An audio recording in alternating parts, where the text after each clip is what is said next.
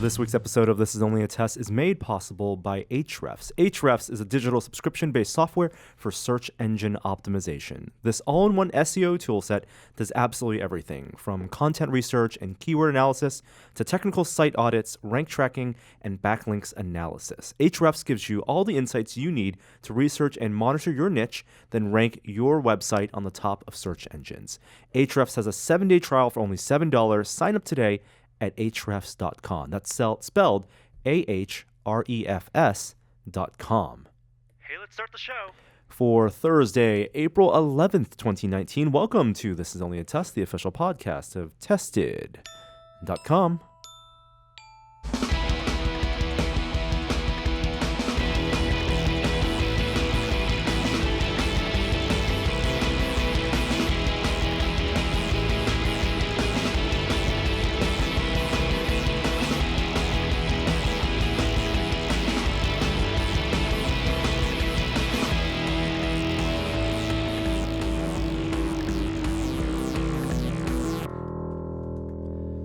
Hello and welcome, everyone, to this fine, well, you guys are probably listening on Thursday, but for us it's Wednesday morning on uneventful week. Or eventful? I don't know. What? We'll see. This is one of the most important days of the year. I was told this was an important, eventful day. Very, very eventful. Joining me, you heard them already, the purveyor of pinball, Jeremy Williams. Greetings and salutations, my friends. And next to him, the surveyor of science, Kishore Hari. This is my day. It's your day. This Shall is we my jump day. right into it? Or how are you guys doing?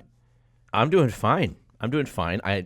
There's a lot to talk about this week, especially our thoughts on Shazam. But you won't hear them until the end of the show. Until the end of the show. I warn listeners that this might be the end of this podcast because we have divergent opinions about Shazam. We gotta reach episode 500. I will preface it by saying that all three of us saw the movie, and it's not even one of the biggest superhero movies out this year. It's kind of like a mid-range Ant-Man the Wasp. Like this, it would have been okay if neither of you saw it. But I wanted to see it. I saw the movie. Without giving opinions. Yeah. I had an opinion that I shared, I think, on Twitter. I don't even think I shared it on Slack with public. you guys. I had a public opinion. And then, Jeremy, you posted a opinion on our Slack channel, just between us, which was a contrary opinion. And then I honestly thought you were joking. Yeah. I thought you were being serious. I thought you were being facetious, Yep. and that when we would record this podcast, you would be like, no, I was agreeing with you the whole time. Yeah. Gotcha. And I was holding out on that hope. Yeah. It doesn't seem like it's going to be that way. So we're going to talk about that, but that's going to be the end of the show. Well, I'm looking forward to it. We'll have it out. We are at episode 495. That means we got 5 more episodes left. 6, 7, 8, 9, 10 until the episode 500. Have we done any preparation? Has there been any planning for that momentous occasion? Nope. Has anyone actually counted to make sure it's 500? We're gonna call it 500. There's only one of us here on salary. That's right. Yeah, I should probably do something. I got 5 weeks. I got a month and a week. Yeah. Yeah. Phone up your friends. Find out who can make it. They're already here. Who wants to be a part? Everyone's here. All right. Well, then we're ready to go.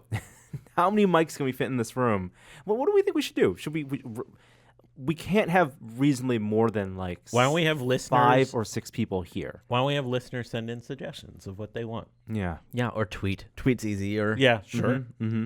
And what are you, Enchan? At Enchan. Yeah, to tweet us your suggestions, what you would like to see Or for here. episode 500. Yeah, or here. I will tell you this. When the Maximum PC podcast, which is the podcast that Will and I did before we started testing, And I produced. and Jeremy produced, when that reached episode 100, was that right? I want to say it was episode 100. What happened? There was some big event anniversary. We put a lot of thought into how to make that episode special. Yeah. We tried something and it was received very poorly. What was it? It was the parody song. Remember Nathan and Will and did Oh my gosh. a Bohemian Rhapsody spoof Wow. with alternate lyrics, and Veronica came in and sang it. Oh my gosh. It was so bad. I produced all of the shows for Future Media back in the day. So Yeah. PC Gamer, Maximum PC. Max PC, OXM, OXM, and I got to tell you, the best 100th episode was OXM's.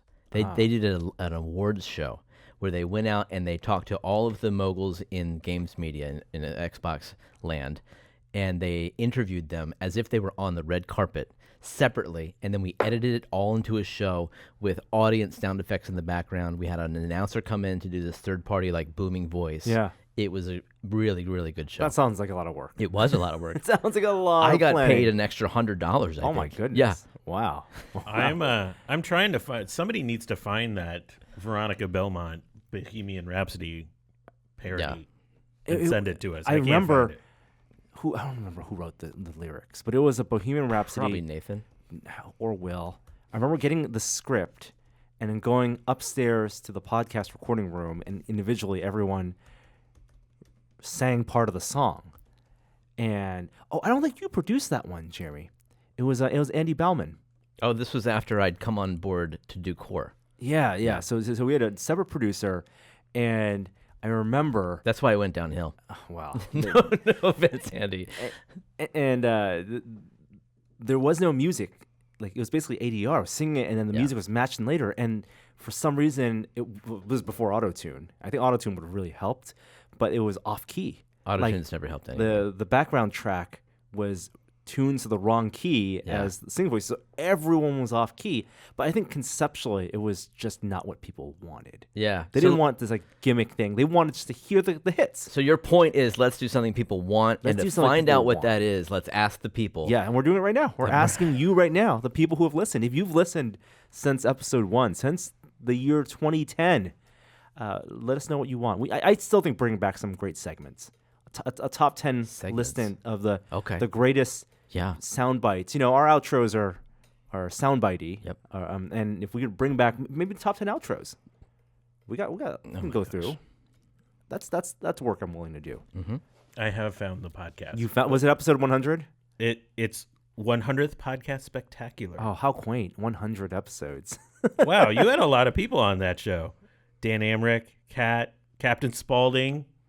So this is the Max PC one. You don't know who Captain Spaulding is, do you? No, I'm just saying names now. He's a nerdcore rapper, and he and I did a song together called "I'm Your Medic," and you have to watch this on YouTube. Oh my god, I forgot about that. Yeah. I stayed at his house at the first PAX. Did you?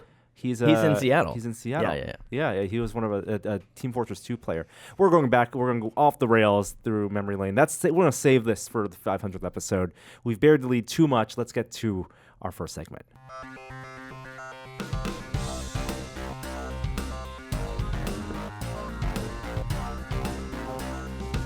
Top story this week. I think we got just an earth-shattering, just amazing discovery announced this morning. I warned everyone last week. You laughed at me. It happened. It has taken over the internet. We have our first image of a black hole. Now, this does sound like an April Fool's joke. Nope. Not April Fools. April Science Reality. Because I've been told that black holes suck in all light.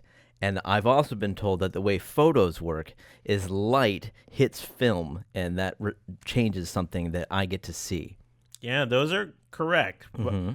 But there's some little nuance that you're missing from there. Hit me. Well, first, the basic details. 55 million light years away, we imaged a black hole at the center of another galaxy, the M87. And the way we did it was kind of spectacular. So because it's so far away, we need to essentially create a resolution that's similar to sort of the arc light seconds like size of the event horizon of the black hole in order to image it. That the event horizon is the edge. The edge beyond which everything goes into the black hole and nothing comes out. And so how do you do that when you have all these small telescopes on Earth? You need the telescope about the size of the circumference of the Earth to do this, to map to this size. So what they did is an amazing feat of engineering.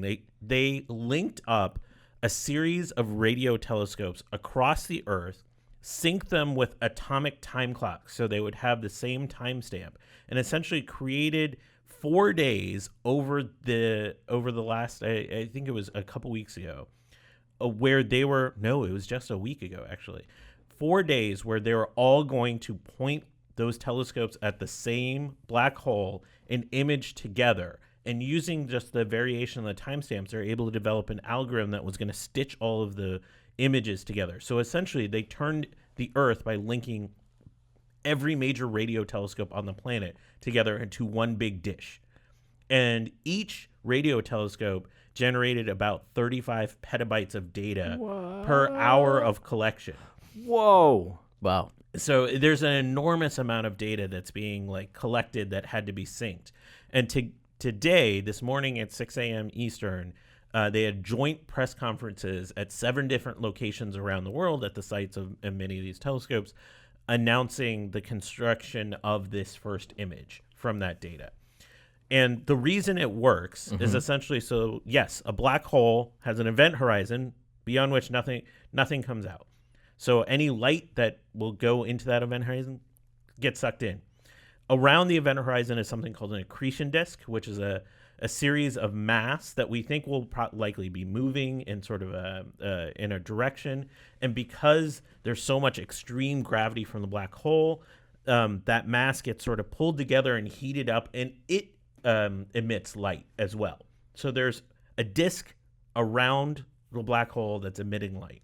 And that disk is on a plane, essentially. It is. It's not a plane. Sphere. It's not like a sphere outside like the event It's like a horizon Saturn is. Drinks. Yeah. Yeah. If you've seen Interstellar, you've seen their visualization of it. By the way, this probably confirms some of the imagery we saw in Interstellar. Whoa. I'll get to that in a second. So anyways, so light will also get bent by the gravity of the black hole.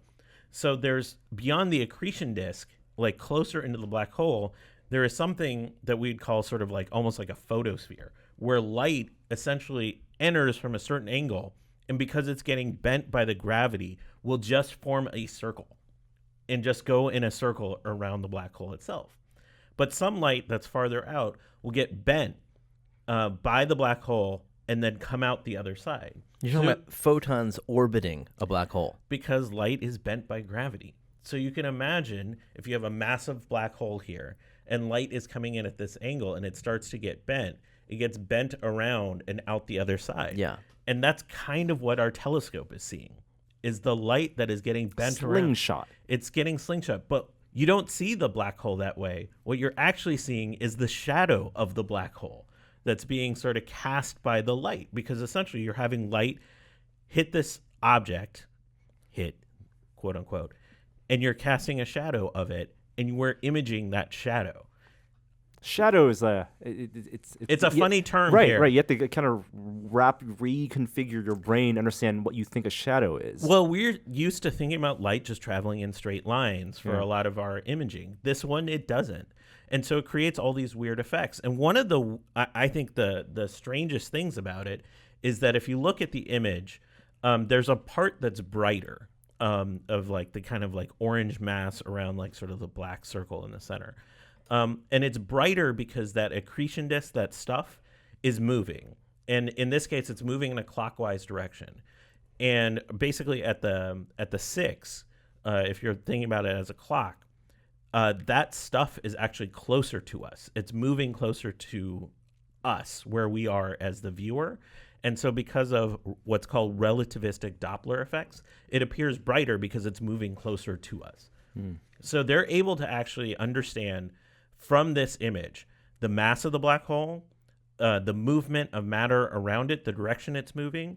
By imaging this over time, they'll be able to actually image the event horizon, which is actually at that edge of where the black meets the color in this image.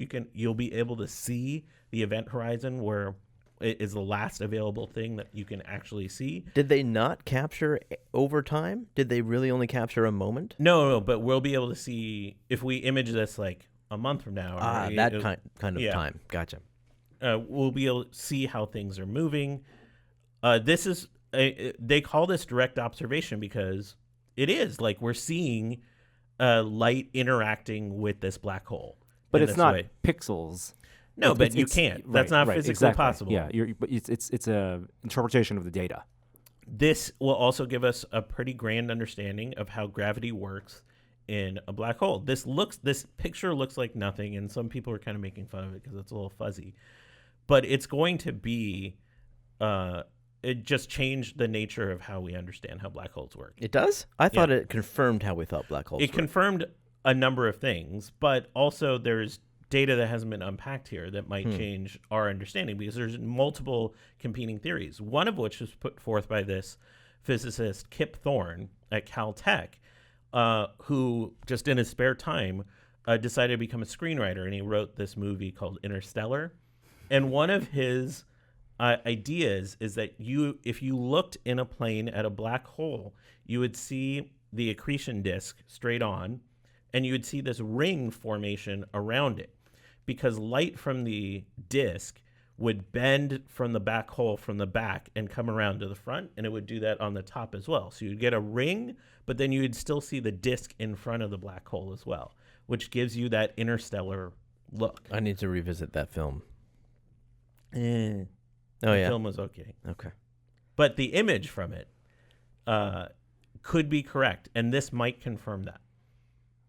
Very cool. This is a big, I think the engineering of turning the Earth essentially into a virtual telescope Yeah, that's neat. is pretty amazing. And the amount of coordination that had to go into making that happen and then developing, one MIT grad student led the development of the algorithm to do this. This project is only 2 years old.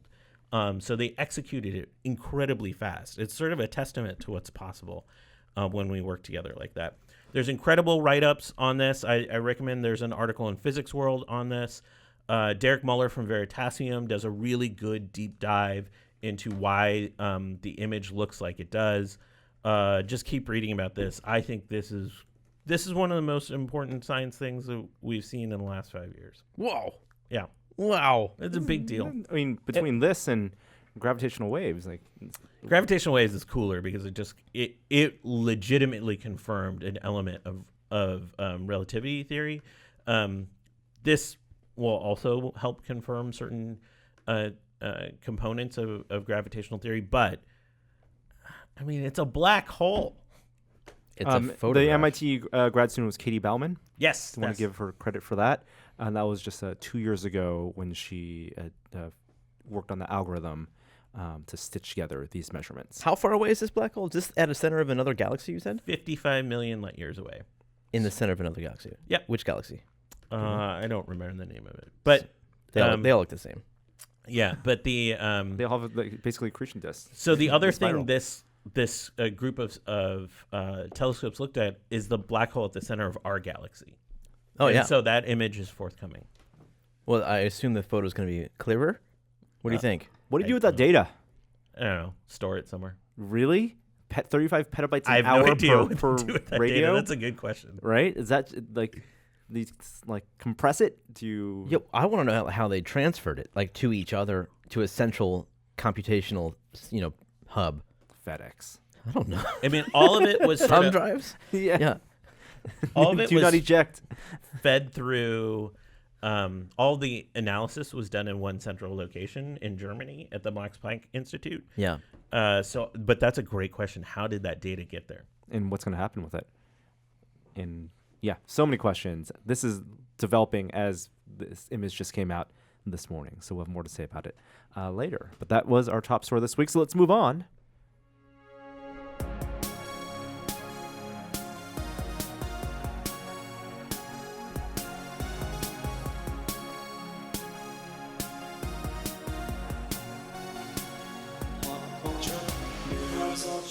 Got a bunch of movie news to talk about this week. Hey, a little bit of more teasing for Shazam. Shazam made $53 million this past weekend in the United States, over $100 million internationally.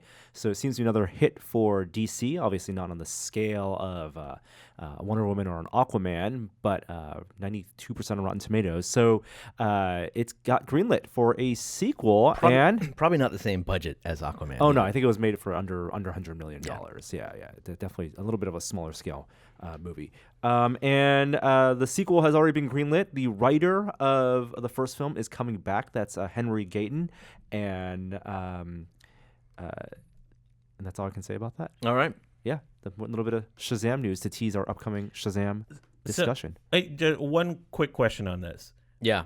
Are they if they're greenlit a sequel, is DC committed to keeping the universe as is, or are they going to reboot it? Because Suicide Squad's getting reboot. Suicide's getting. No one knows if it's a hard reboot or a soft reboot. The Suicide Squad news was that some of the cast members will be back. So I think Margot Robbie's going to be back because Harley Quinn was such a popular character from the first film, but they couldn't get Will Smith back. So the rumor was they were going to recast Deadshot with Idris Elba.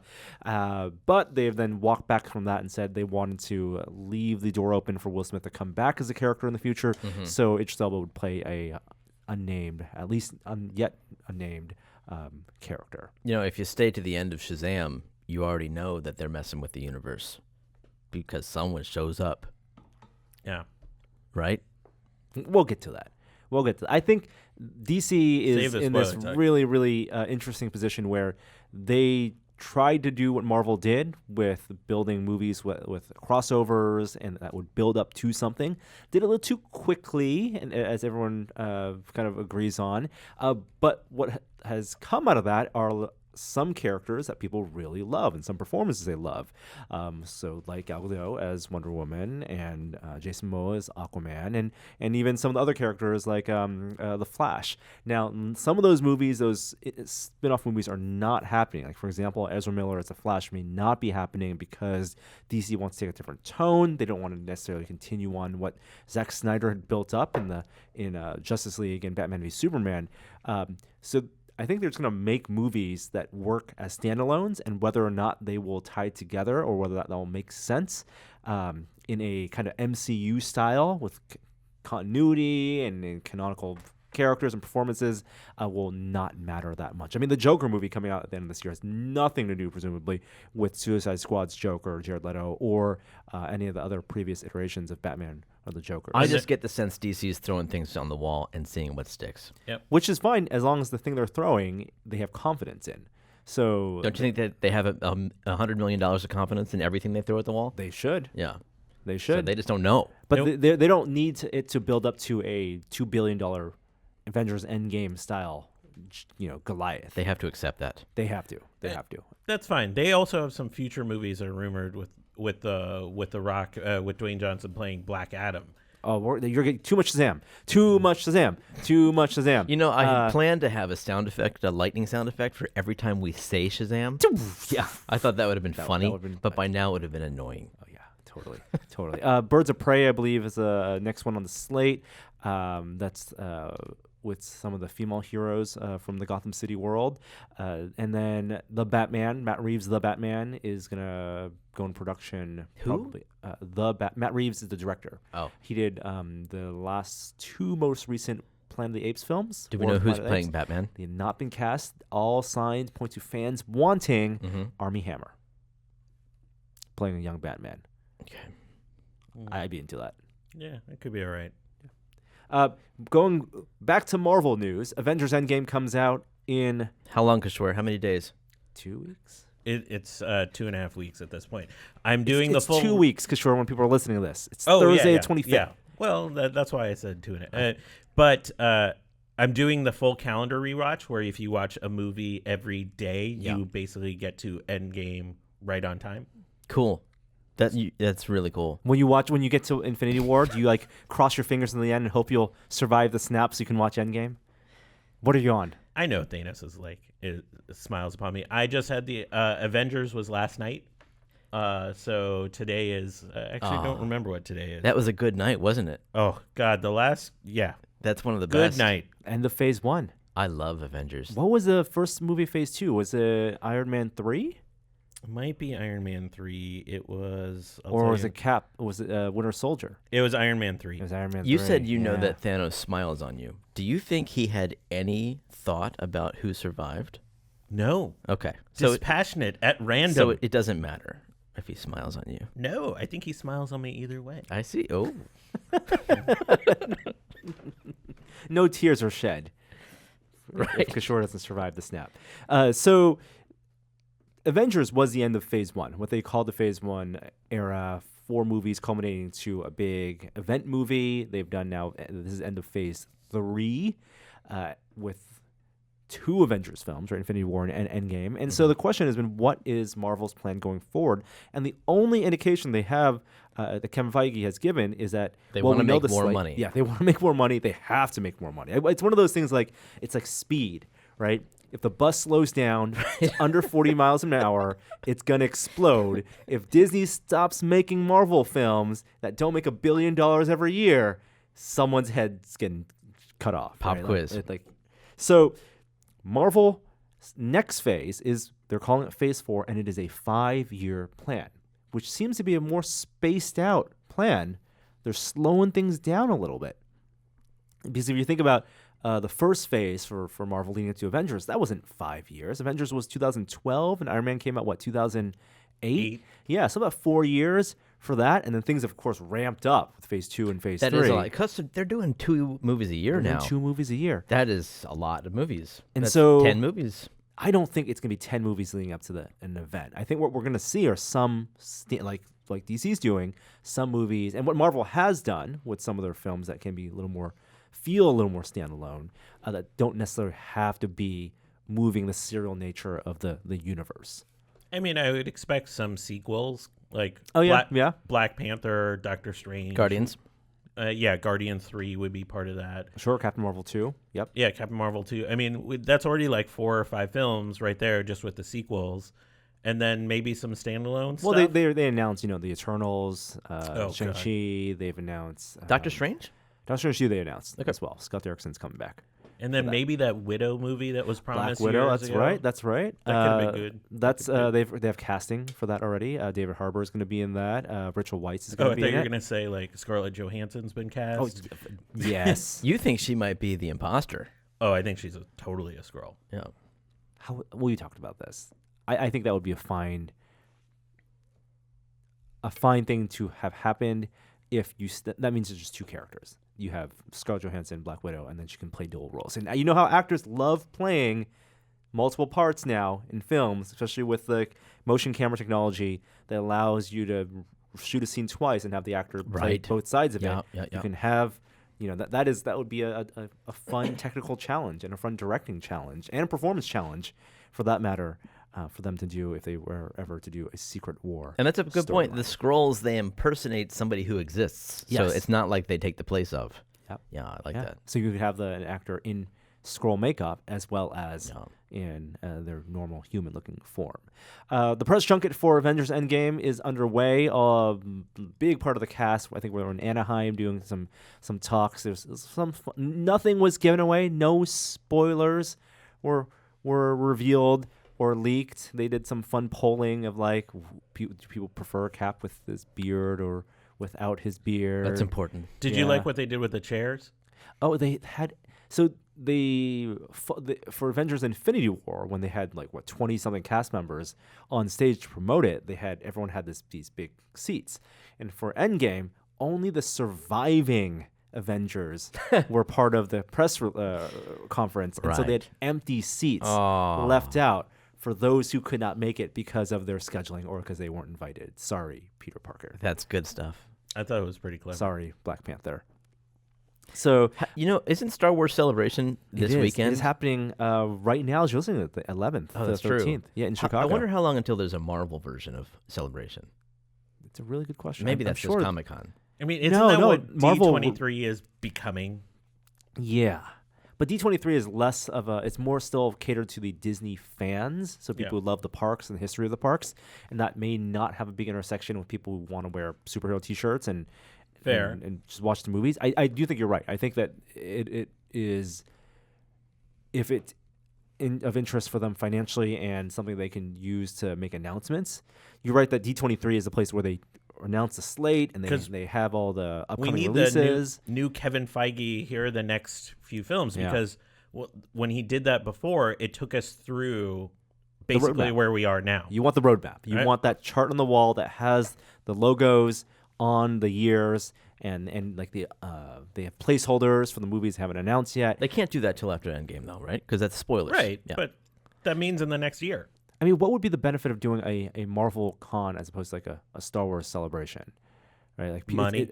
What do you mean as merchandise. opposed to? Like I mean, in addition to like Star Wars, you have 30-something years of history. Yeah. It's a merchandising giant. You have people who cosplay in the universe, right? There's a universe that's built that's not our world, so people can make believe and feel like they don't need to be a main character. You don't need to be Darth Maul. You don't need to be Kylo Ren. You can be a Jedi. Yeah. You can be Well, it is our universe, just to be clear. sure, a long time ago, Different galaxy. and very far away. I just feel like Marvel's headed that direction. Certainly, it's as big a commercial success as Star Wars at this point, I would think.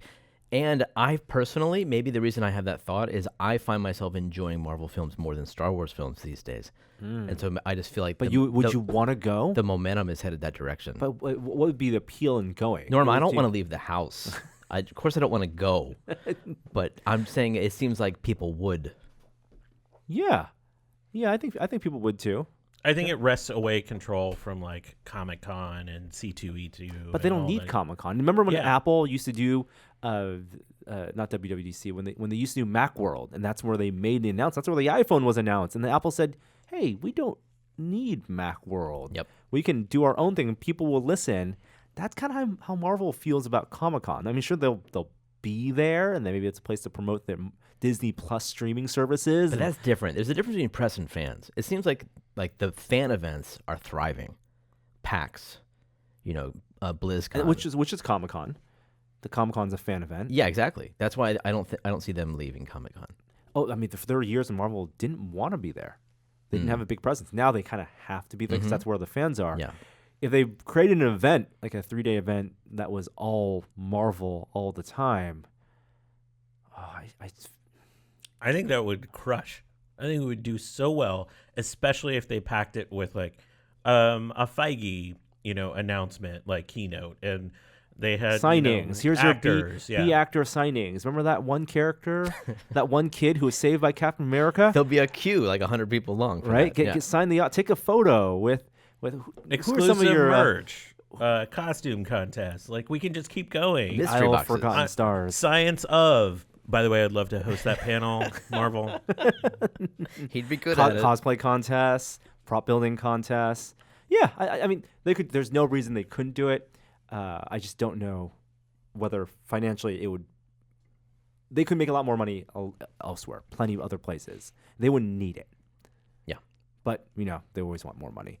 And you know who has a lot of money? Netflix has a lot of money. Netflix has so much money that they're buying theaters up now. Not theater chains, but theaters. A report is this week that Netflix is looking to buy the historic Egyptian theater in L.A. And I've actually never been here. Nope. But you may have you've seen the Egyptian theater. It's on Hollywood Boulevard. It's Egyptian themed. It was built in the 1920s, and it is a place where many classic Hollywood films have premiered. And why this theater? I think it's as important in Hollywood history as maybe the Man's Chinese Theater over in Hollywood as well. Isn't maybe that where they do the Academy Awards? they go across the street at the Dolby Theater. Oh, okay. I think. And it sounds like they want to buy this to do screenings and do announcements and maybe film festivals. I don't necessarily think it's to get around the MPA rulings about their movies needing to be in theaters. It's not going to be like, well, it gets played in this one theater. Yeah, I for don't think 2 one weeks. theater is enough. I don't think that is enough, but it also seems like a big power move for Netflix to say, we're going to buy up your history, Ooh. Hollywood. Oh, it's Right? that kind of thing. Right, like we are. If you won't recognize our legitimacy as a studio, we're just going to buy up Ouch. your physical history. Yeah, I do see the appeal of having a nice theater to do screenings in and premieres and events. Yeah. That makes sense. They could have built their own. Something legitimately. modern. I don't know if there's a whole lot of like theater real estate in Los Angeles. Oh, there's plenty of real estate Yeah? in Los Angeles. Okay, maybe you're right. Plenty. Where So the fact that this is a historic theater matters. I think that's part of it. Yeah. Who knows? Netflix has so much money. And this is like this is like less than an episode of of whatever their original series they're developing. What's not being developed, unfortunately, is the Beetlejuice sequel. And Tim Burton, who recently just came off of directing Dumbo, which I don't think did so well in theaters. It's out? Is it out? It's out. Been out for 2 weeks. My kids don't want to see it because it's sad. Go figure. Yeah. I don't want to see any of these live action things. I heard Beauty and the Beast was good. Mary Poppins was disappointing. I just saw a preview for Aladdin, and it looks so creepy. Dude. Right? What about the Lion King? Lion King trailer came out today. that could be okay. Why is that one okay? I don't know. It's not live action, it's CG. I mean, it's like watching a David Attenborough film. It'd be fine. There's a poster for Aladdin, and Will Smith isn't blue. So did they? He's not blue the entire time. In the preview, he doesn't. He turns into a human form. Oh, okay. He has his big blue genie form, which still looks like Will Smith. Huh. But then, in order to mingle and be in the palace and be an advisor and not have people realize, look, that's a genie. Uh-huh. He has a human form, which is just like Will Smith. Okay. With a top knot haircut. Yep. Yeah. Beetlejuice, big cult favorite, fan favorite. Michael Keaton as the titular character. No sequel. I don't know. Did people really want this? No. I I mean, could do this. I love Michael Keaton. So if he was in it, I would have seen it. But And Winona Ryder, Stranger Things. She she's could she's come definite- back, She's right? never stopped working. But She did after the theft, the thievery.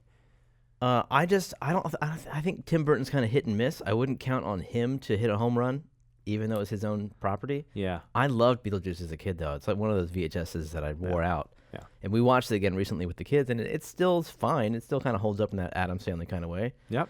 But I don't think anyone needs a sequel. Yeah, and the last movie he did that was in this vein was Dark Shadows, which was a revival of a TV series. That was a Johnny Depp movie. It's very Addams Family like a vampire film, and yeah, it was fine. It wasn't that spectacular. Speaking of Addams Family, there's an Addams Family animated movie coming out. No way. The trailer for that is already out, and it looks good. I really dig it. Oscar Isaac plays Gomez, and What do you mean, a movie in the theater? yeah, it's animated though. It's Yeah. CG. But people are going to go see an Addams Family movie? Why Yeah, not? yeah. Nobody knows what it is anymore. Well, it's people watch. What's that Steve Carell one? Hotel Transylvania, Yeah. and that's made a ton of money, and that's essentially kind of the same thing. And so you just got to have Okay. funny characters. Du-du-du-du. Exactly. That's it. Exactly. The 2019 film. Who's in it? It is directed by. In the pinball machine, when it does that, du-du-du-du, once in a while, the flippers will go flip, flip. Really? All on their own. Whoa. Yeah. Ooh, spooky. It's so weird that IP basically made one of the best pinball games of all time. That's one of the weird things about pinball. Finn Wolfhard from Stranger Things plays Pugsy. Chloe Grace Moretz plays Wednesday. Charlize Theron plays Morticia. So good cast. All right. But CG film, stylized. I think it's totally going after the family market. Who's the animation studio? That is a really good question, and I believe. Oh, Michael Giacchino's doing the music. Interesting. I don't know. Okay. It's not one of the big guys. ones. Okay. Yeah, coming out this Halloween. Universal Pictures. Oh, then it must be the DreamWorks. Blue Sky? It's not No? Blue Sky. Oh, I guess Universal owns Blue Sky. It's not the Minions, folks. Yeah. Okay. Next up on pop culture, moving through it. Hey, very exciting. Speaking of theaters, now I would be amazed. I would love to go to see this at the Hollywood At the Egyptian- Netflix at the Egyptian presents theater. Unlikely though, but for one day only, the DS9 documentary, What We Left Behind, is going to be playing in theaters through a partnership with Fathom Events, who do the one-off screenings for live events and for indie films. Now, usually that's live events. I guess sometimes they also do just single runs. Yeah. And don't they also do like the old classic films? movies. Classic films you buy like for $5 right. you get like 5 films. Heathers or something. Yeah. So what is this documentary? It is looking back at the legacy of Deep Space Nine and the making of it. And that's what's so interesting. This is what we're telling you, Jeremy. DS9 is so resonant with and so important to modern serialized science fiction storytelling. Without DS9, there would be no Battlestar Galactica. Is that true? Yeah, I think that's true. Okay. Ronald Moore, the creator of Battlestar Galactica, the modern take about came from writing DS9. Actually, just watched the TNG episode Relics, which he also wrote. So he cut his teeth on writing TNG episodes, then did DS9, and then you're created saying BSG. specifically because it's serialized and you have these cliffhangers after every single episode. And it was a darker take on Star Trek. Yeah. It was It's War pulling the Trek. curtain of the utopia away and showing that even behind utopia there was because this was also one of the first series that was created after Gene Roddenberry died. And so they didn't have to be beholden to his vision, which they still respected because it's still the world of Star Trek, but they could tell deeper stories, and they weren't afraid of telling those deeper stories. And it still is optimistic at the end. So in the end, it does come back full circle. It's not just a very dark telling. Okay. But you're saying there hasn't been a real documentary series about DS9? documentary at all. Really? DS9. And part of it was like the same problem with TNG of recovering the footage all edited on video. So they do some restoration, I believe, that they did for this series or for this documentary, and which in itself could be interesting. So they'll still play on May 13th, and tickets go on sale April 12th through the Fathom events. Are you going to see it? 100%. 100%. It's on my Google Calendar already. I believe I think Norm and I will find a way to watch this together. Wow. Yeah. Well, let me know. Have they done this kind of thing for TNG? No. Well, that's disappointing. Maybe if this is successful, they will. I don't know why not for TNG. I would think it would Maybe be. there's more stories untold for DS9. Okay. Yeah. The Criterion app is now live. This is the streaming service that was born out of the shutting down of Films Struck, and they have I think 1,000 or something films there. The app looks pretty good. It's on iOS. It's on Roku. It's on the web. I'm subscribed, and you can download movies for offline viewing. And How is it classic so far? films. It's good. Can you AirPlay to a TV? You can Apple TV? AirPlay to Apple TV. All right. Something that you cannot do Yep. on the Netflix app because of technical limitations. But we're going to get that in technology. A couple more final bits of pop culture news. May not be important for people in this room, but I know a lot of people out there are big fans of Cowboy Bebop, the animated series, and the live action Netflix interpretation has just found its cast, including John Cho, who will play the lead, Spike Spiegel. Who's John Cho? Sulu from Yeah, the, that's what I thought. Yeah, about that. Harold from Harold and Kumar. I just watched that again. The first one? Yeah, the first Star Trek. Because I thought you said Oh, it's the Harold Kumar. no, because my son hadn't seen it, and we watched all of Next Gen and stuff, so we got around to it, and I'd forgotten how much I loved the first act of that film. It's so good. It hits every right point. You're talking about before the title card. Before the title card? Before- well, no, not the cold open. That's great too. but Cold Open is one of the whole best. first act is fantastic. The birth of Kirk. Bum, bum, bum, bum, bum, bum. Oh, gets me every I time. even like the final act when the final battle happens. The they par- really set that up well. The part that it completely loses me is the whole Spock thing where Kirk gets shot down to the planet and he runs from a monster, runs into a cave, and oh my God, it's Leonard Nimoy. Like that wouldn't happen. There's no way. I cannot suspend my disbelief that much. But the universe has its machinations. It does not. No, And then it does Scotty not. was just on the same planet. Exactly. Just down that that outpost. whole Even- segment just smelled of writers saying we got to fit this into 10 minutes. Like they'll forgive us. Even the you have forgive and them. always will be my friend. No, that didn't get you. No, a little bit. Everything else about that movie was great, but that 10 minutes no good. And there was a black hole. in that Oh, movie too. always black holes. There's multiple black holes. Yeah. Oh, red matter. What a expensive $150 million resume to direct Star Wars. So Right. Exactly. Worked the out for him. story was about Cowboy Bebop, right? Cowboy Yeah. Bebop. Sorry. The cast has been announced. John Cho, Mustafa Shakir, Daniela Pineda, and Alex Hassel are the lead roles. They play the four. They play three of the main crew. The fourth crew member, Ed, has not been cast, or they've not announced it yet, and one of them plays a villain. So, All right. I say watch it for the soundtrack alone. That music is great. so you have seen Cowboy Bebop? No, I've only heard it. Oh, what? Yeah. Ooh. David Hitchron from PC Gamer. Do you remember him? Art director. yeah. He was into it, and It's he jazz. he got me into it. It's It's like sci-fi hip hop jazz. hip hop jazz. Yeah. And the you got to watch it because the way the music is used and the way it's edited, I don't know how they're going to translate that to live action. I was talking to Joey about this, and he said, "Oh, they should get Edgar Wright to direct and set the tone for the pilot, because I feel like what he did with Baby Driver. If you have that, but science fiction, like Firefly-esque, but with hip hop and jazz, that's something we've never seen before in sci-fi. At least not in live action. We've definitely seen it in the anime, of course. Is that it for pop culture? Yeah. All right, let's get to... before our next segment, I do want to thank the other sponsor that made this episode possible, and that is TripleByte. Because applying to programming jobs sucks. You have to put in the right keywords in your resume. You spend hours and hours on phone screens and take-home projects. And that's assuming the company even responds to your application. Well, if you're a software engineer, TripleByte can help. They work with over 400 top tech companies, from big names like Dropbox and Adobe to exciting startups. You do one brief online interview with them, and if you do well, you go straight to final interviews with the companies on their platform. It's like the common app for software engineers. TripleByte does not look at your resume or where you went to school. All they care about is if you can code. And that's what matters today, because experience is what matters, and whether you can convey that experience, not just through a test. Apply now at triplebyte.com/test.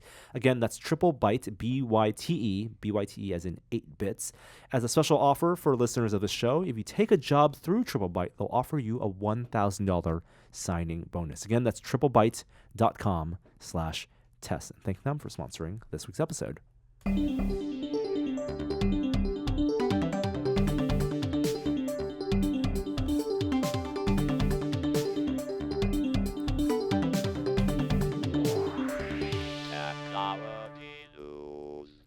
All right, not a ton of tech news, some stuff that's kind of Apple peripherally related. First is Apple Music. The news is that Apple Music is doing a little bit better than Spotify these days, has surpassed That's Spotify amazing. in the US. I was shocked to hear this. Because With- Spotify used to be way ahead of Apple. Had first mover advantage Yeah. at 28 million paid subscribers. But I guess when you got a billion people using your devices around the world and it being built in, you can just brute force your way into people paying for subscriptions. So this must be more paid subscribers. I'll bet Spotify still has way more subscribers in general, just because they have a free tier. And isn't this US only too, which makes a pretty big difference? And globally, Spotify still has more active listeners. And it's really, the difference is 28 million versus 26 million. Yeah. And Spotify has different tiers of paid, right? I think Spotify also partners Do with... they? They have family plans. They have a... Well, so does Apple. Yeah, I guess it's about the same. But they also partner with like things like New York Times. You can get Spotify subscriptions Right. if you do things like Hulu and stuff like that. Right. So a lot more partnerships there. I'm curious if this means if Apple is happy with the trend for Apple Music. I'm sure that this is... I mean, if they have 28 million paying U.S. subscribers, that's a $250 million in revenue just in U.S. Tim Cook. Tim Apple said it's all about services now. that's right. So that's worth their acquisition of Beats alone in the midterm, because it was Beats Music that turned into Apple Music. And it says that Apple Music... I mean, you're a subscriber, right? Yeah. Do you like Apple Music as the user experience and the selection and as a player? I don't listen to enough obscure music, but I've never been disappointed with the selection of any service that I've subscribed to. They've usually had what I wanted, especially since the Beatles and Led Zeppelin got added. Right. And the user experience is great. The only issue is when you lose internet, but you can't blame them for that. Right, right. And discovery, I think, is a big thing. Like, if you're paying $10 a month for music, I'm looking at I use Spotify just because that's what what I've subscribed to for so long. But I've paid more in Spotify fees than I have in how many albums I would have bought on iTunes interesting. or even physical albums Yeah. over the past You 8 think? years. 100%. But don't you have one of those bundles with like the New York Times? It's So it's hard. $25 a month for New York Times and Spotify together. Ooh. But how much of that is Spotify? $10 a month. Yeah. I don't know. Right. I love not having to buy albums. Like I sold all my CDs ages ago, and I never looked back. But so you, I mean, this is how they get you. In order for this to make sense economically, you have to be listening to new music all the time. The convenience is part of it. You're paying for the accessibility on any device. You log in, you can listen to music. It doesn't matter if it's not synced up.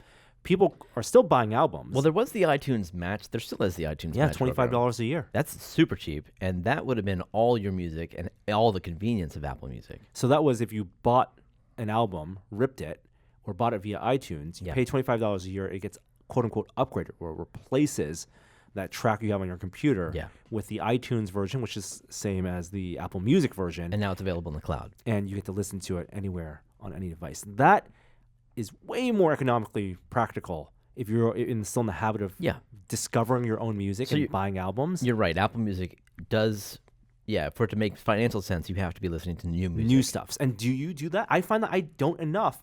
And that's why Spotify wants to encourage you, and I don't know if Apple Music does this, to discover things. Like the front and center in their UI is like, here's some new music you should listen Yeah. to. Here's how you feel like you're going to get more out of this service, as opposed to realizing that I only really listen to that, like those 15 albums. I think I don't know. Maybe I need better ways to do that. I actually find all my new music on Sirius, and I'll like a song and then Yeah. I'll add it to iTunes.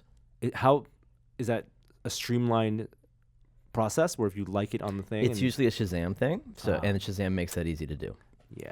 Yeah, that's usually That's how it where I feel like I need to, like the places where people listen to music, like you're right, driving, Yep. traveling.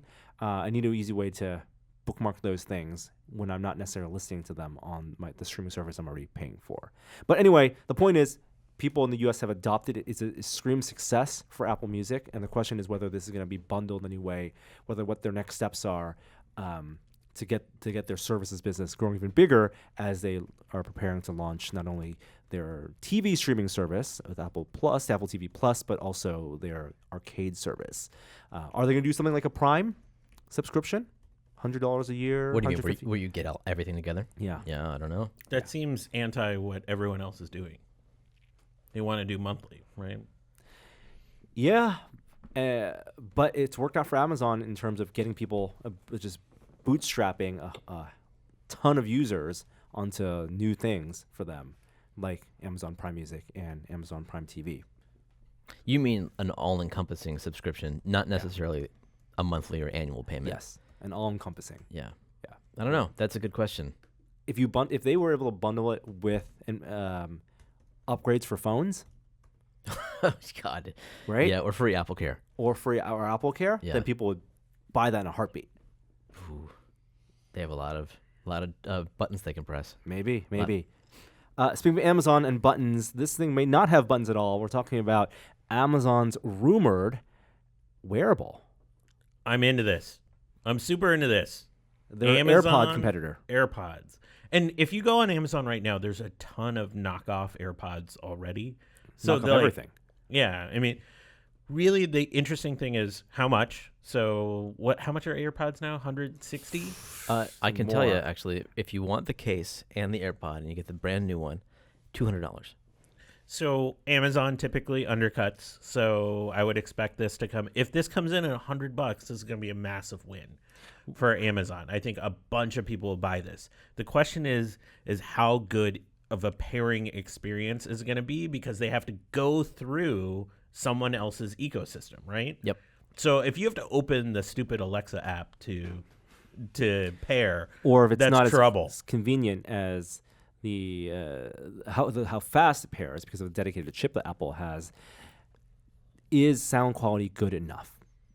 I think it'll if be they can claim on par. better sound quality, and people like Bose has released AirPod competitors. A bunch of speaker companies and headphone companies have had AirPod competitors. Apple has its own AirPod competitors with the Beats stuff.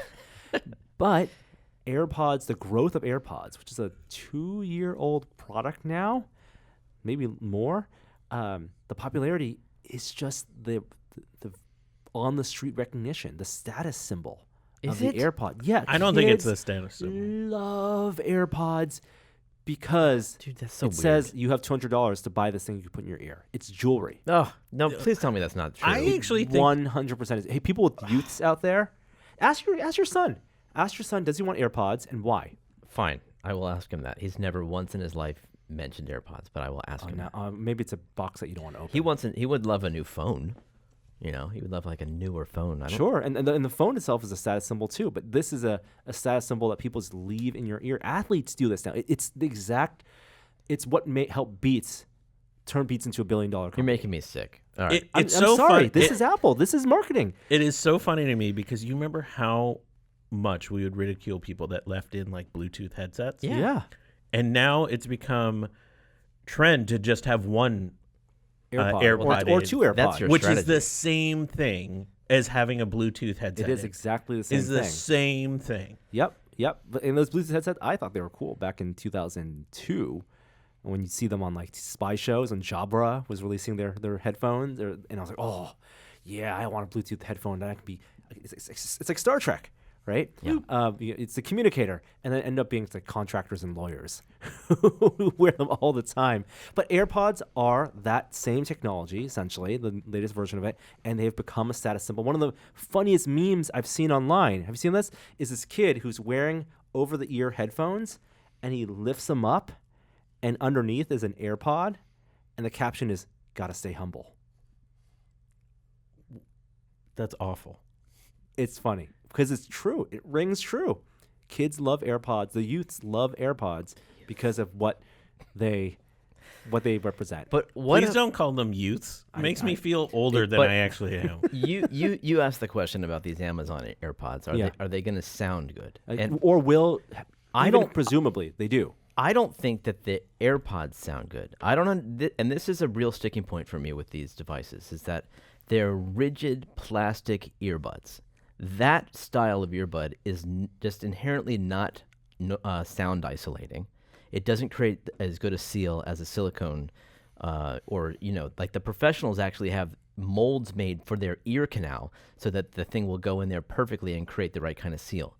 That's an important element of creating the right sound quality. And what this teaches me is that people generally don't care about fidelity and about the richness of the bass and the frequencies that they're getting from their music. They do to a point. I don't think they care up that top 15% of the quality, but they care enough to say that this one the reviews say have better sound quality. Yeah. And so they want the thing that quote unquote has the better sound quality, whether or not they actually recognize that or not. And it works with the AirPods too. The AirPods have better sound quality than the built-in, the bundled headphones that Apple releases. Mm-hmm. And so people are happy to pay $200 for that upgrade. But I think a lot of it is the convenience as well, the wireless aspect. Yeah. And how easy it is to pair, the charging case, and that's something I don't know if Amazon can necessarily emulate, although what they do have is the digital assistant. Yeah, and it supports that, right? These earbuds, you'll be able to tap to The Alexa. more trusted digital assistant, which on Amazon's side, I'm trying to avoid saying its name, is more proactive in giving you notifications than on the Apple side. Yeah. Oh, I'll be curious. I'll be curious what they cost. You think it'll have an integrated talk to Yeah, I think it will. yeah, 100%. with a blue ring too? Ooh. Or the orange ring when you get a notification, your messages. Not connected. You're right. Cycling, circling, pairing. We mentioned Netflix. But you know what? Before we go yeah. go there, because I just remembered that there was a poll on 9 to 5 Mac yesterday about the headphone debacle and whether or not Apple was brave in removing it. Okay. A lot of people responded to this poll, and by and large, people think that it was a good decision. And this is another thing. Obviously, I'm against this, and a lot of people are. But why? I don't understand why they would think that. Why would people think that? less choice is a good thing. Like, you could always use wireless headphones with iPhones. You didn't need to take away the headphone jack to do that. The only reason that Apple would have done that is to control what devices are, plugged into their phone. So I don't understand why people think that that's a good decision if they always had the choice to use the wireless headphones to begin with. Because that's what they're left with now. And because that's what we're saddled with now, people don't want to believe that you're there in the worst timeline. They want to say the cognitive dissonance of like, that's probably true. We've done okay. I guess we're in this world. Let's make the best of it. It was the good decision. And I get Apple's argument that you make the tough decisions to move forward. And that certainly applied to something like floppy disks and CD-ROM drives. Agreed. But for headphones, that analog, there's so much versatility in that. It was purely a design decision and a money-making decision. And I think the backlash is how much of it was. We will never know how much was it a design decision versus a economic decision. Yeah. For profits or for the thin design. Thanks for helping me understand that. Yeah. All right, Netflix. Netflix no longer works on AirPlay. Yeah, and this was not an Apple decision. This is a Netflix call. And they're saying it's an interesting, it's a kind of a big deal because politicized. I think a lot of people probably did take advantage of AirPlaying from their phone to their Apple TV, even though there's a native app. It's like just a convenience thing. But they took it out because of all of the new devices that Apple is now supporting. They announced this year that they'll be embedded in several TVs, their new AirPlay service. And so at Netflix, their company line is they want to control the user experience on all devices. And if they're not going to be able to have that kind of low-level control, they don't want to support it. I know this is a real edge case, but I wonder, were people using AirPlay in their car to have Netflix, like, streaming for the kids on a screen in there? Ooh. Oh, that's interesting. That would be like a pretty interesting use case where I would think Netflix on the go would be useful. But if you didn't have AirPlay and you had a built-in screen, then you're screwed. Yeah. Yeah, you can always get an HDMI dongle for your phone. Oh, dongles? Yeah, I'm sure. Apple's like into it. Whole thing was, let's not make hardware so we can be on every device. Right? And this kind of goes against that. Whose thing? Netflix? Yeah. Right? And it just, to me, sounds like a bitter thing because Apple TV Plus is coming out. And they want to have, they want to spite Apple in some way. Thumb drives. This is kind of is this a new story? Wait a minute. So, Kishore, you put a thumb drive in. You copy data to it. Wait, which one? Like my Mac or my PC? Your PC. Okay. And then you have the little thumb drive. Your file finishes copying. What do you do to get the thumb drive out? I rip the thumb drive out and throw it on the ground. No, you go click to... Never. Well, it depends if it's a thumb drive or a hard drive. If it's a thumb drive, I'll remove it. Thumb drive. We're talking about thumb drive. If it's a thumb drive or SD card, I'll remove it. If it's a hard drive, like an external hard drive, USB 3 hard drive, I always use safe to remove. And when that starts hanging, then I turn off the computer. Yeah, that's fine with a hard drive. Thumb drive, just rip it out. Well, you're right. Now you can do that. But you've only really officially been able to do that for about 6 months. Well, there's a lot of things on my computer that I've only been officially able to do for a little while. But like look at black holes. Yeah. Yes. That's exactly what I meant. So this is a default settings change is what happened. In Windows 10 build that came out late last year, Windows 10 build 1809, Windows 10 has always had a feature called quick removal that lets you yank the drive at any time and not have to eject it. Now that is the default. Now the trade-off is that the quick removal is a little bit slower. It is less caching than the previously standard way. What do you mean? What is slower? The copying data The to copying it? data. Okay. The reading data. But at least you have that progress bar. You know when it's finished. Yes. Yeah. Yeah. The problem before, I'm sure that most nerds know this, but some casuals don't, is that the system wouldn't necessarily finish writing to it. It would delay that process until later because it thinks of it as a hard drive, which is always attached. Mm-hmm. And so there's no real, if you're going to shut down the computer, it would finish that process, but it doesn't feel an urgency. But now the default setting is to finish writing all data to that stick, stop writing to it so you can rip it out. Yeah. There's still the option to safely remove and eject media. And I think it's a UI problem. I think that being hidden in the taskbar with the right click and seeing the devices not very clearly labeled, I think that's a design problem.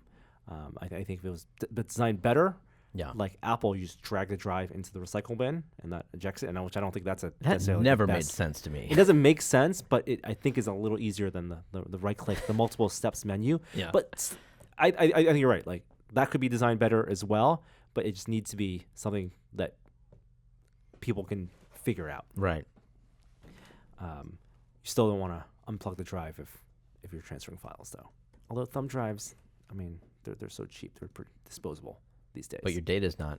Your data's not. I mean, for hard drives, if you do it on a hard drive, sometimes you can't get access to the drive. An exFAT drive, yeah. You don't want to mess up those file allocation tables, Norm. So, and repairing doesn't always work. Remember Bandersnatch? I do. Yeah, it was just a few months ago. It was on Netflix. Yeah, it was on Netflix. Yeah. YouTube's going to do something similar. Reports are YouTube is planning on expanding its original content and using, because they're a web-based player, they are going to incorporate some technology to allow branching storylines and interactive content. Huh. Okay. I wonder what that means. Like, I wonder if Bandersnatch is just the tip of the iceberg for what's possible with Netflix's platform. I wonder if YouTube's thinking, what can they do far and beyond what Netflix is already doing too. I mean, if it's just these binary choices that you can make and branching storylines, I mean, it's kind of, I guess it's interesting as a spectacle or as like a novelty, but I want more than that. I don't know what I want, but I want to interact beyond that.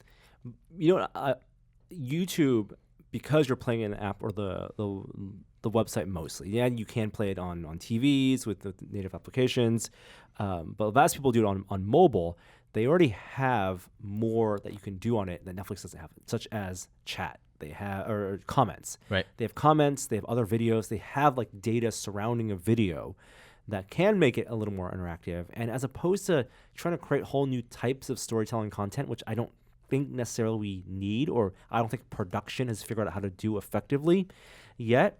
I would love to see YouTube videos incorporate what Twitch does, which is, and I think YouTube does this on live streams, which is playing back comments. Let people comment as they watch a video. Oh, I see what you mean. Yeah, YouTube does that on live streams. Only on live streams. But for pre-recorded videos, in order to have the water cooler moment, Yeah. I would love to see, if you're watching a YouTube video, some people just love chatting with chat and commenting or posting whatever their thoughts are, and letting people then rewind and review that and see what people's comments were throughout a video. I had that idea for the PC Gamer Live edition, or real time, whatever it was called. We put it on Steam. It was like this version of Cord that was PC Gamer, and I said we should do that exact same thing, where all of the users can comment sort of in real time, but You have timestamps. asynchronously. Exactly. It would be asynchronous commenting or asynchronous chat, Yeah. right? But That- timestamped. That'd be weird for this podcast because it would be like, first, Will's not there. First. Dubstep. The weird thing is, like, YouTube can already kind of do this, and I think that there are people doing branching stories because you can link to videos at the end of videos Right. with right. little inset windows. Well, it used to be with annotations because you can create boxes Right. on the screen, and they got rid of their annotations. But now you can system. you can still do that at the end. Where You can still do the boxes, but thumbnails it's up. not as clear as like some text on screen and say, click here if you want story A, click here if you have story B. Right, but you could do that though. I remember there's a fighting game, a Street Fighter, I want to say, that did a YouTube implementation where you play the fighting game Yeah. through a series of clips. I guess the remember bad thing correctly. is you could get into the middle of a sequence like that by accident by getting the wrong link. Right. And they're going to come up with a nice way to do it cleanly. Packaging. One last bit of tech, and maybe it's a little bit of a VR news, is this Friday is the release of Nintendo Labo VR. Very excited for it. Me too. I don't think we'll get a chance Dude. to build it till early next week, though, because I don't know. There's one piece of news around Labo VR. Maybe we're going to get to it in the VR we'll get minute to it. that just blew it up for me. That I feel like I could go wait in line for Labo VR. wow. Wow. All right. Well, that's a nice tease because we'll get to that in the VR minute. But that's it for tech. And now to a moment of science.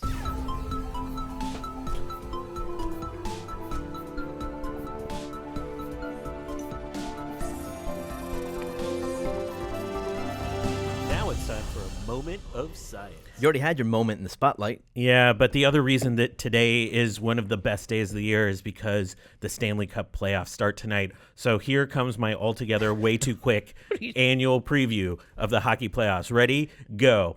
I think Tampa Bay Lightning, historically great. I think they're going to beat Columbus, but I think it'll be much harder because Seth Jones and Zach Werenski are going to have a lot to say about it. Everyone's worried about Bob, but Ning in 6, I think it's going to be a lot harder for them.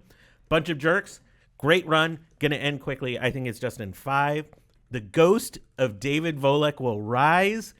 Isles in 7. It pains me to say that about the Penguins, but I think Volek's back. Toronto finally will overcome the Bruins this year because that Tavares line has been historically good. It's been better than the Bergeron line. They will take them out in 6. I think the Flames just overpower the Avalanche. Great run for the Avs. Just enjoy your lottery pick from Ottawa. I think in the best series of the first round, I think the Sharks are going to manage to hold out Vegas, not because Martin Jones is any good, but because Fleury plays down to him, which pains me to say because Vegas has been just fantastic. I think the Preds flip a switch. I think they've been great the last week of the year. They'll get some secondary scoring, and that top line is going to be the best top line in the playoffs. I think they crush Dallas. They take them out in 5. And finally, the most important series of the playoffs, my Winnipeg Jets are taking on the St. Louis Blues. All the underlying data, all the eye tests say St. Louis is going to take out my beloved team. But I believe with my heart that Line A is going to catch on fire, and Morrissey coming back will change everything. Jets in 7. Here comes the whiteout tonight. Thank you for that altogether too quick preview. I love Wow. that you let us do this with our personal interests. Absolutely. Yeah. Why not? It's a very important part of the show. And All some right. people out there like the NHL. 2 quick science stories. First up is kind of a serious story, but it's one that we've never covered. We've talked about antibiotic resistance on the rise worldwide, and that is becoming a problem for human treatments. And there's a number of people that have conditions that antibiotics is the only solution for. There's a really compelling story in Huffington Post this week from a patient perspective. It's a patient with cystic fibrosis, and that's essentially like this mucus keeps building up in your lungs, and because of it, it interferes with your ability to breathe, and that makes you more prone to infections. A lot of cystic fibrosis patients are immunocompromised, and a lot of the infections they develop are bacterial infections. So oftentimes they have to take a whole slew of antibiotics, not just one, but a cocktail of them. And this patient detailed her experience of going on different antibiotics, but essentially the bacteria that are infecting her are developing resistance to them, to the point where they were giving her colistin, which is basically like antibiotic of last resort. It's super powerful, but it destroys a ton of stuff. And she's been participating in some experimental therapy called phage therapy. And this idea is, what if we're able to use the fact that viruses and bacteria have been having the longest world war of all time, and use a virus that's designed to kill bacteria to go in there and destroy the infection itself. The hard part about phage therapy is that it's really specific to a specific bacteria. So it can't be just like antibiotics will just blow up a whole like colony of bacteria. And it's sort of indiscriminate in how it does it to a certain extent. Phages need to find a really specific bacteria and it can take them out. The benefit is that because that virus is basically only adept at taking out that bacteria, it has other, like, very little impact on you besides that. It won't touch your gut bacteria. It's only going to take out that one. It has worked for her. It's very costly and hard to do, partially because of the business of science. It's hard to patent a virus. So the regulatory environment around phage therapy is challenging. And the science is also challenging because you have to basically have a cocktail of viruses that you inject. But I thought it was a really interesting read on that gives you insight into this new kind of layer of science that's trying to attack antibiotic resistance in a different way. And our last story. Either of you have cats? Yeah, No. I have a cat. All right. You said that so enthusiastically, yeah. Jeremy. I have a cat. Oh my too. God, is this going to go into things that annoy me? My family knows how I feel about our cat. Oh, wow. Things that annoy me preview. Wow. Norm, does Ripley know her name? Yes.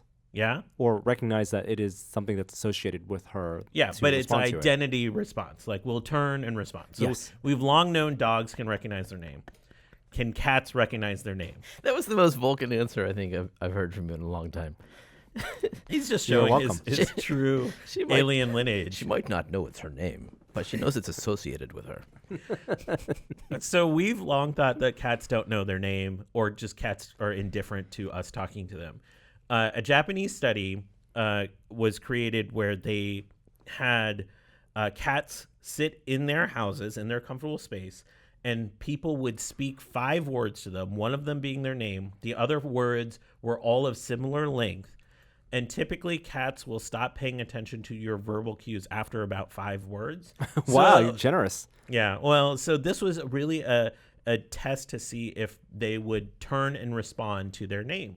And what they found is that cats in their homes could recognize, on average, their name being said. They wouldn't do anything after that. They would just turn away. Just don't care. So Yeah. we don't know if it actually proceeds to a level of identity where they recognize that verbal utterance from humans has meaning, but they show they can recognize the repetition of it. So they know that it is something that supposedly is meaningful. They don't necessarily associate to them because cats don't care about us. So That's good info. Now I know Yeah. that the cat does know I'm talking to her. there's one place they tried this out in a cat cafe that it didn't work. You know what a cat cafe is? Yeah, Right. they have one here called Kitty. Yeah, I've been to it. It's all right. What they found in the cat cafes is that they just recognize names generally, but not necessarily their name. So there you go. Your cat still doesn't care about you, but might know its name. All right, we're running out of time, so let's What? move on. We are? Yes, Well, we are, unfortunately. We got so many more All right, but I segments gotta do to the go through. thing. I'm a pinball nerd. Pin. Just to my point. Finally, pinball. Okay, real That quick. makes me very happy. Yes, real quick. If you play the old Williams games on the PC using the Zen Pinballs app, it's now available on mobile, so you can go play your Fishtails, your Medieval Madness on your phone. You can insult all the original designers by doing so. That's fine. We all do it. That's great. You can do that now. Also, if you're interested in the new Stern game, the Black Knight Sword of Rage, which I mentioned a couple weeks ago, which is the first non-movie, non-rock band game that Stern's done in forever. The stream went up yesterday, 2 days ago as of this airing. It's on Twitch. Jack Danger did an excellent playthrough of both the Pro and the LE. You can see what it looks like without an upper playfield, with an upper playfield, and see what you think. You get to see Steve Ritchie play it. Even Gary Stern steps in and plays a couple balls. The Pro actually looks remarkably good. So if you're looking to get one of these games, maybe you don't need an upper playfield. I don't know. But take a look at that. Most importantly, this Friday, tomorrow, as of the release of this podcast, there will be a live stream and several press releases going out and several podcasts releasing content about the New Jersey Jack Machine, which is technically unannounced, but all signs point to it being a property. I'm going to ask you guys what you think it might be. It's a movie that came out in the 70s. Everyone who's played this game has teased that they think it might be the most impressive pinball game they've ever played. The spectacle about it is off the chart. They're saying it draws you in. The mechs are awesome. The art is awesome. The music, it's all happening. And the level of excitement about this game from people who have played it, who are releasing content later this week, is really, really high level. It's not like I'm super excited. It's like I've never been this excited after having played this game. So my guess would be Alien, and then we have, the monster Good guess. suck in the ball. Good guess. Any guesses from you? Face hugger. No. Willy Wonka and the Chocolate Factory. Wait. Come and see the movie. Yes, and that one. With the assets. Not the Tim Burton. Of course. Yeah, no, the That was, original Tim Burton one was Charlie and the Chocolate Factory. That's exactly right. I didn't know you knew that. You knew your Of course. Charlie history. Are there Quaker Oats? Can I put a Quaker Oats box on top? This is the original movie. Of course. Gene Wilder as Willy Wonka. Yes. All of the original kids, all the original rooms. You could see a game there, right? You could see how like every candy, every kid has a mode. And you're trying to maybe initially Find that golden ticket. Initially, you want to get that golden ticket, and then you get in there. The game, and again, this has not been revealed. This is rumors.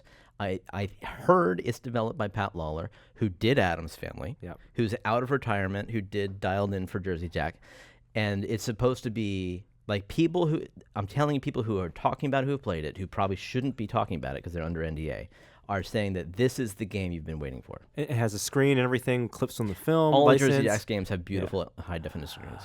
If you want to view So I'm excited for that. paradise, Next week I'll be able to talk. Simply look around and view it. I just want to see what it looks like when the Oompa Loompas come Anything out you of a want pinball to machine. do. So I'll have much more news about that next week. But if you're curious, if you're into this stuff like I am, watch the stream, check out the podcast. How much do you think on it'll Friday. cost? They said it will cost the same as Pirates of the Caribbean, which is $8,500 for the lowest tier, $9,500 for the next tier up, and then $12,500 for the LE. Oh my god, it's more than 2 Bitcoin. Yeah, no, it's these are expensive games, no doubt. Jersey Jack makes expensive games. Want to change the world? There's nothing to it.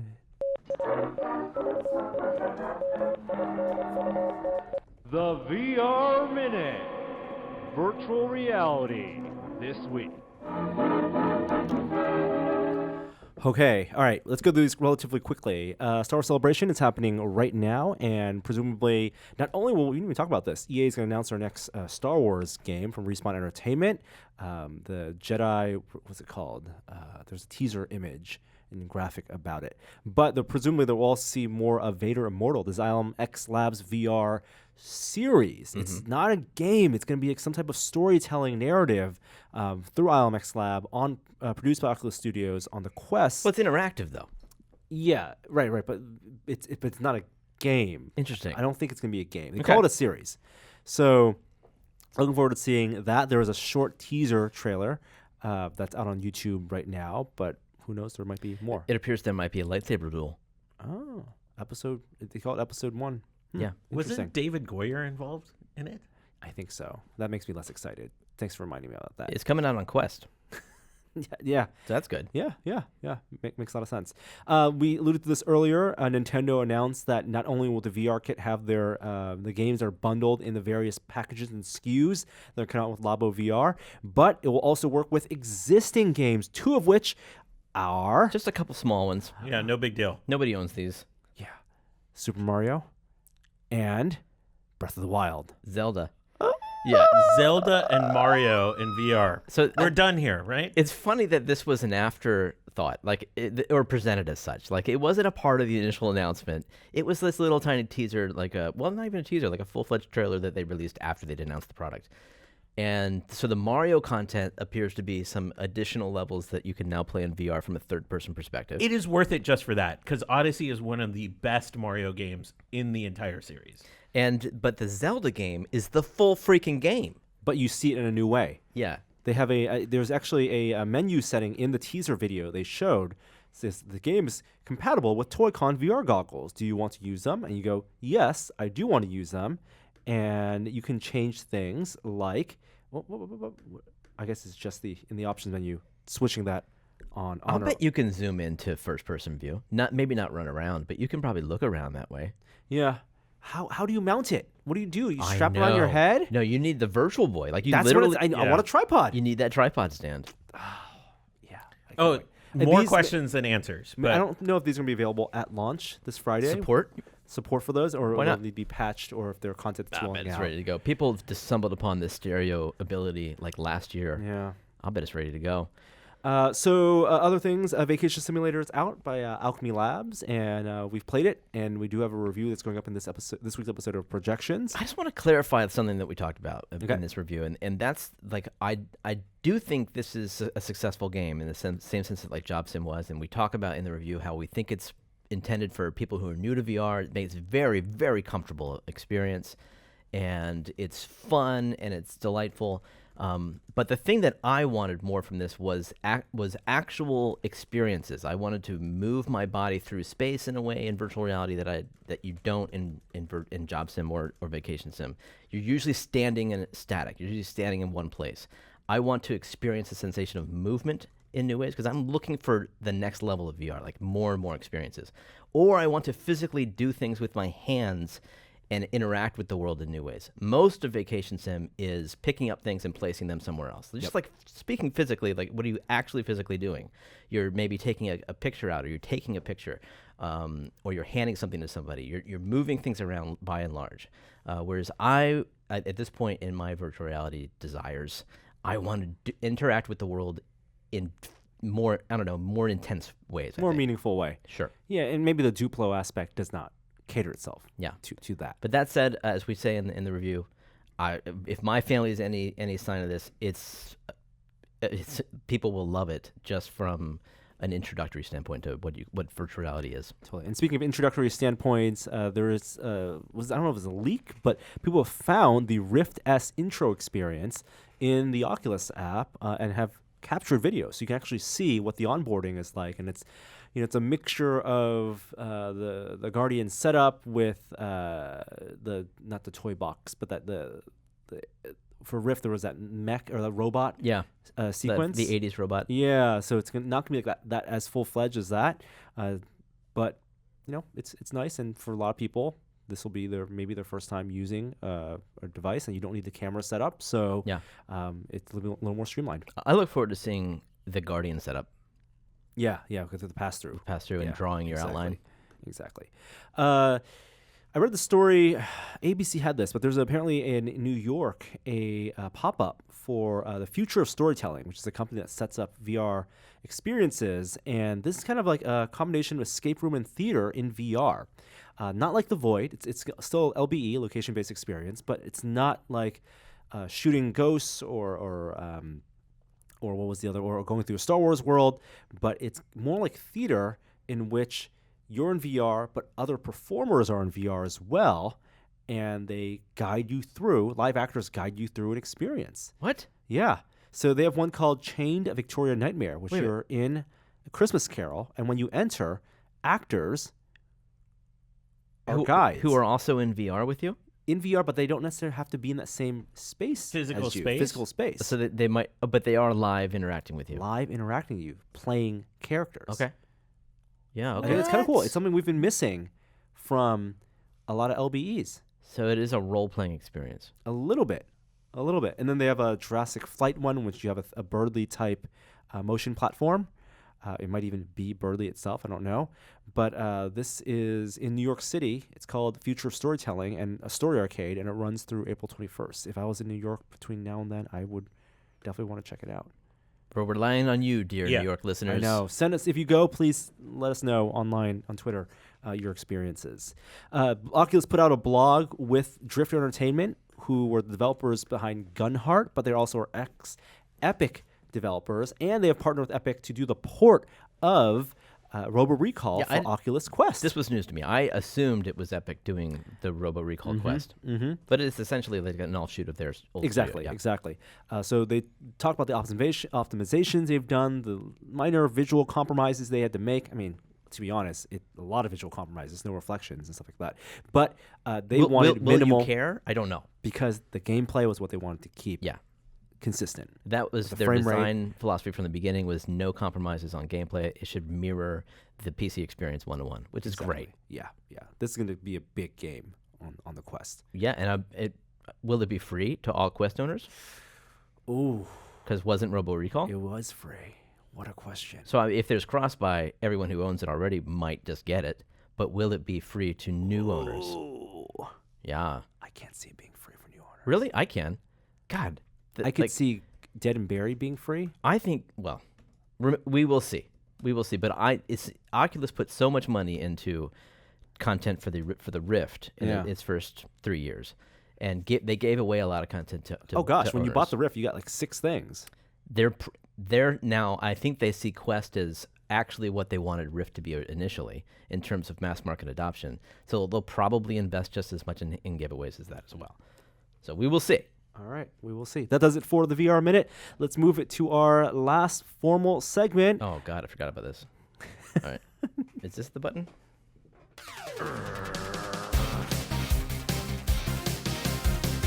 Things that annoy me. Lay it on us, Jeremy. All right, I don't know.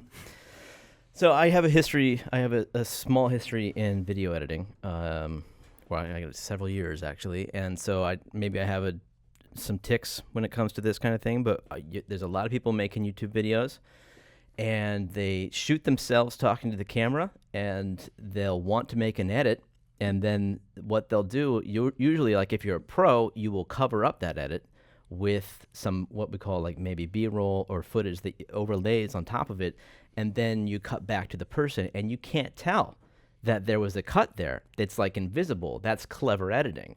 And what people do on YouTube, and to be honest, it happens in film as well from time to time, in documentaries especially, but rarely without like editing like purpose, is they'll do these jump cuts, right? And they'll just jump cut from the person talking to you to the person talking to you moments later, and they'll cut out this time in between. And when you see that, it just looks a little bit lazy, and that rubs me the wrong way.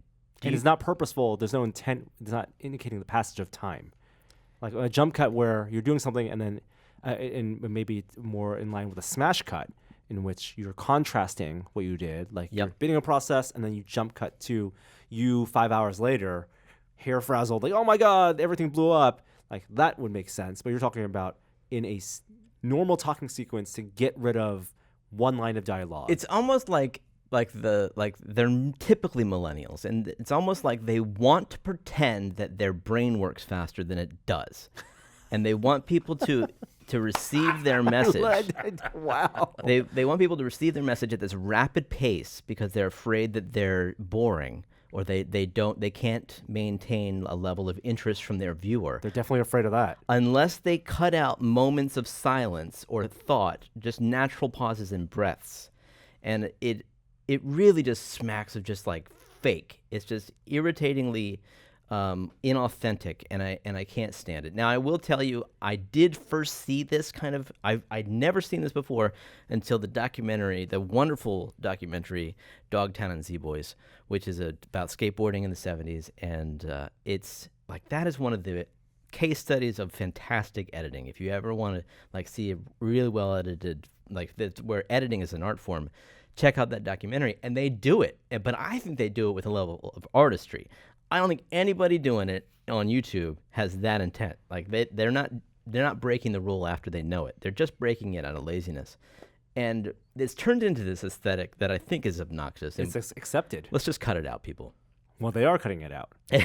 Yeah. I'm sorry. I'm Yeah, sorry, they're Jeremy. Exactly. 100% cutting it out. Exactly. I got nothing to say about that. Yeah, just like Wow. you pretty much just, hated on 90% of YouTube. What, do you disagree with me? Does that bother you too? Jump cuts don't bother Doesn't me. bother you? I'm What just about- used to them What about now. you? I gotta be careful how I Why? phrase this. Why? I'm not careful. Have you heard about Tested's new show? Jump cuts only. There are certain implementations of it that do bother me Yeah. when I feel like people could just do another take. Do a second take. If there's a sentence you didn't want to include, Yeah. do another take. Mm-hmm. Do another take. Yeah. And- Put and some, that- put some that is work fine. into Do it. another take. And there are a lot of editing techniques to cover up a cut. That's right. And I don't want to believe that the millennials or whoever, I'm not going to say millennials, I don't want to believe that those editors don't know about those. Mm-hmm. I do think it is a conscious decision because it is a established style. Oh, that is a cop-out answer, man. It's an established style It is a- that just so happens to be the easiest possible way to edit your video.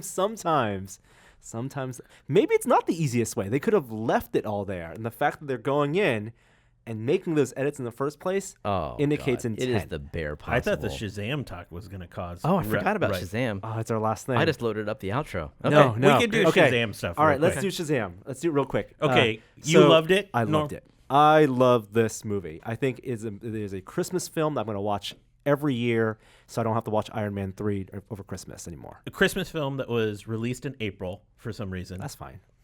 Is it? Yeah.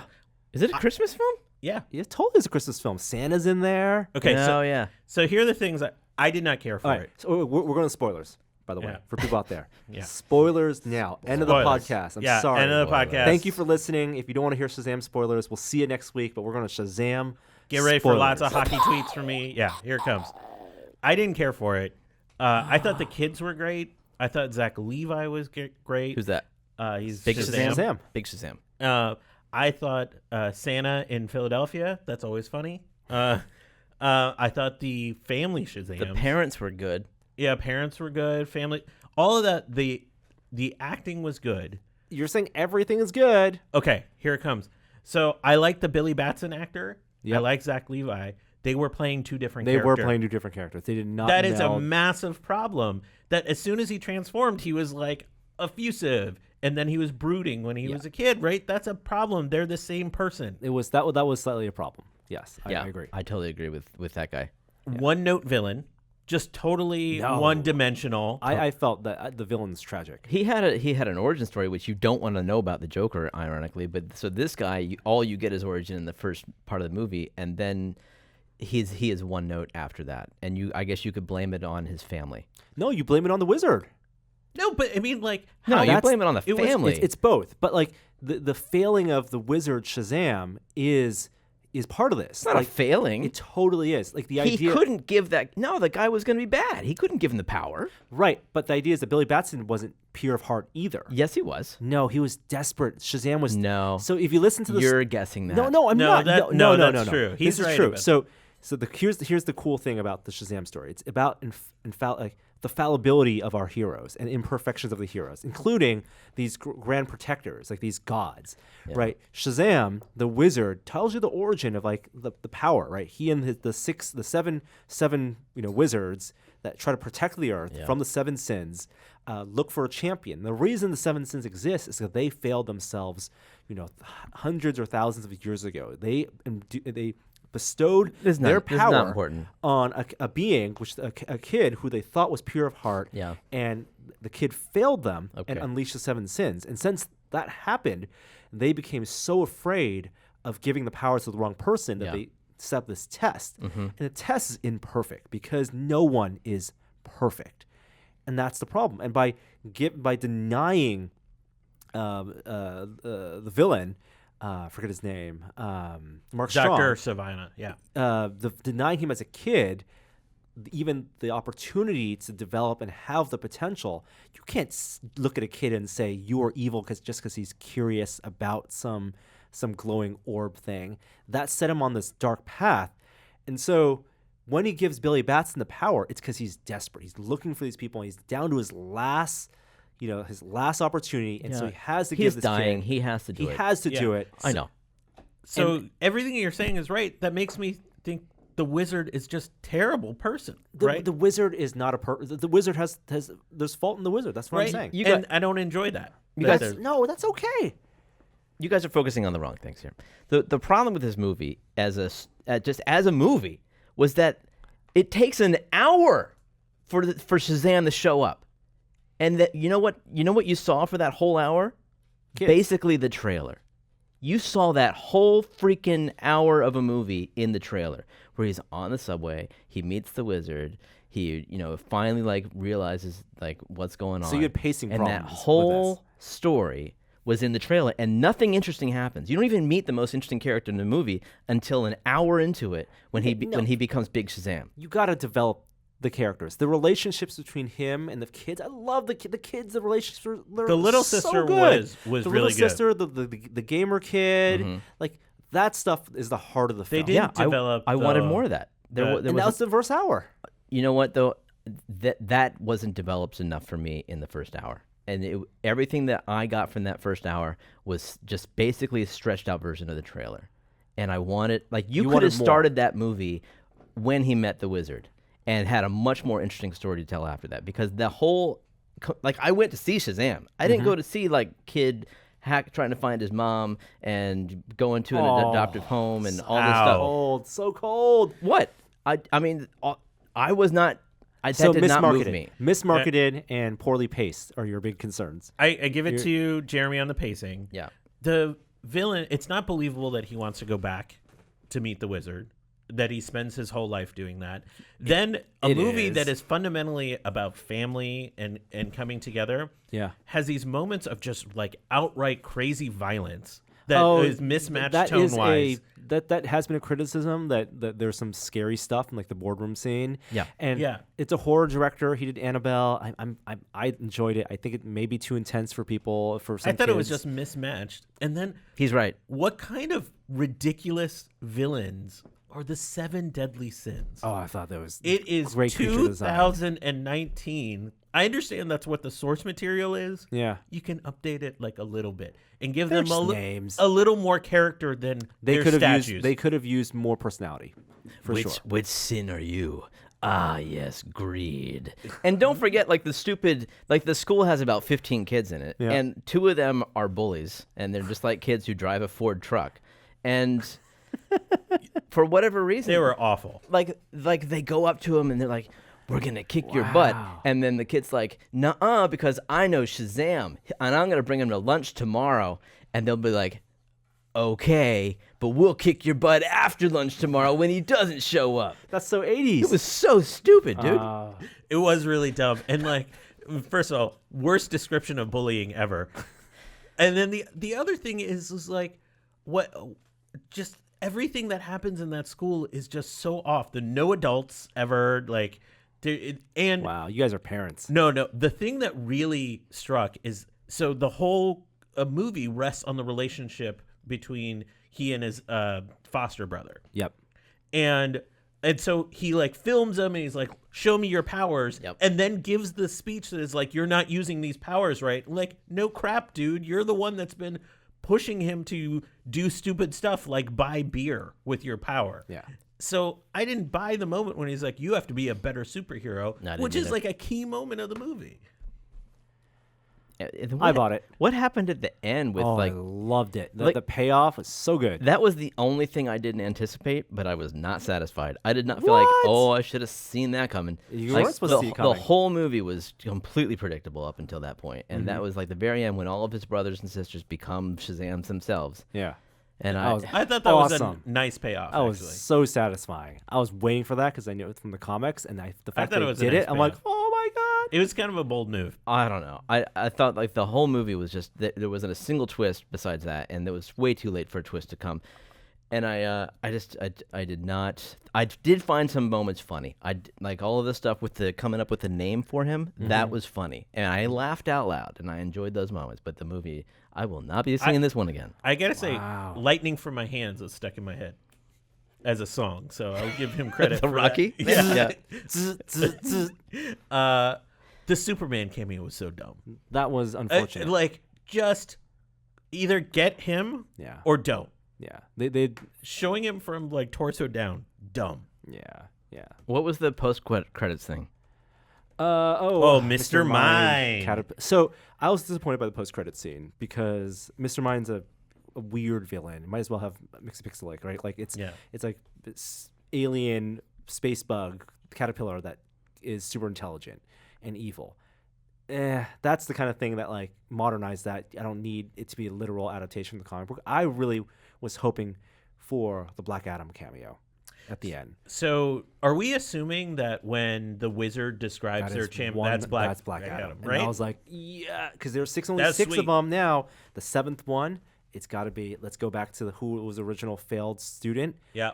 the unworthy Shazam. It's Black Adam. And great casting as The Rock. I mean, as he's the that- producer. Yeah. On this film, and he signed on to produce this because he wanted to be Black Adam. Really? Yeah. If you search the character Black Adam, it perfect casting. Are those for all Rock. his bodybuilding acting friends at the end? No, No. there's actors. It's all just suits. It's all suits. not One of real them's the muscles? kid from the OC. Yeah. I didn't Perfect recognize casting. any of the other people. Yeah, me neither. All right, Still better than most DC movies, though. I enjoyed it. I will be watching. I think this people are way too again. forgiving on DC movies. Like I didn't think Wonder Woman was great either. People just Well, Jeremy, let's stop Up now. until People want Professor so Lupin little. showed up, I thought it was doing well. Okay, we got an outro this week. Justin, aka Speed, comes through again. This one's titled Cat Piss.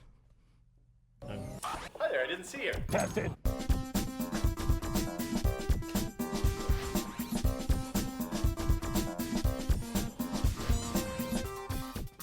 This fucking guy brings in an iPhone, and when I open it up, you know what's under there? Dried cat piss. It wasn't dry yet.